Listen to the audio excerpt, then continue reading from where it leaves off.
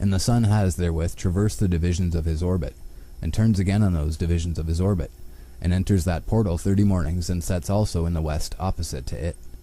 And on that night has the night decreased in length by a 9th part, and the night has become 11 parts, and the day 7 parts. And the sun has returned and entered into the second portal in the east, and returns on those divisions of his orbit for 30 mornings, rising and setting. And on that day the night decreases in length, and the night amounts to 10 parts, and the day to 8.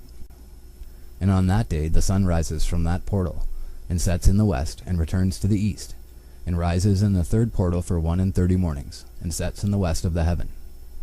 On that day the night decreases and amounts to 9 parts, and the day to 9 parts, and the night is equal to the day, and the year is exactly as to its days 364.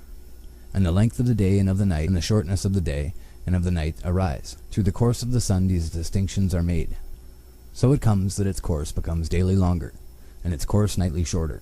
And this is the law and the course of the sun.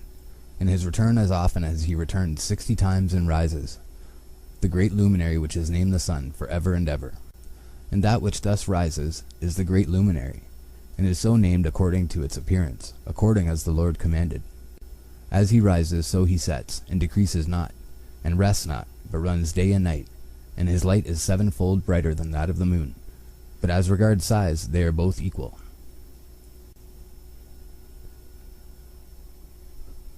And after this law, I saw another law dealing with the smaller luminary, which is named the moon.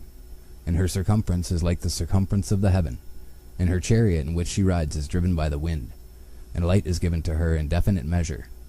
And her rising and setting change every month, and her days are like the days of the sun.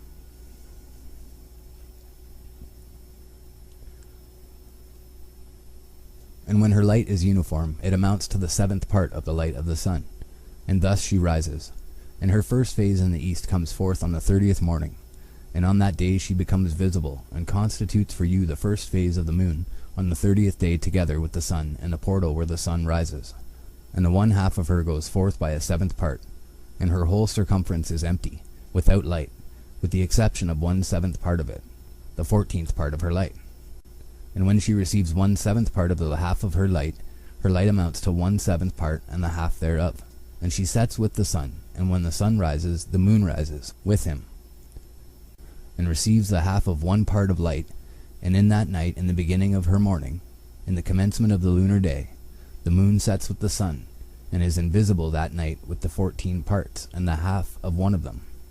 And she rises on that day with exactly a 7th part, and comes forth and recedes from the rising of the sun.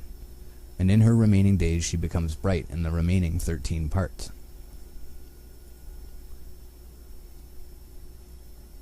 And I saw another course, a law for her, and how according to that law she performs her monthly revolution.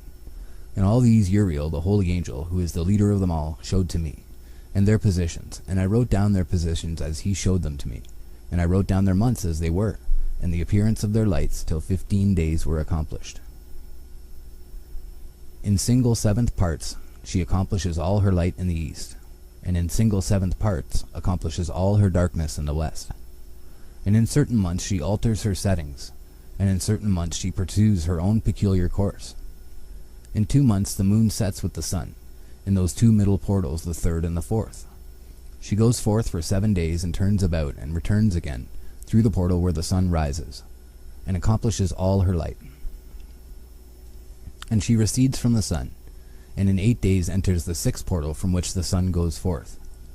And when the sun goes forth from the 4th portal, she goes forth 7 days, until she goes forth from the 5th, and turns back again, in 7 days into the 4th portal, and accomplishes all her light.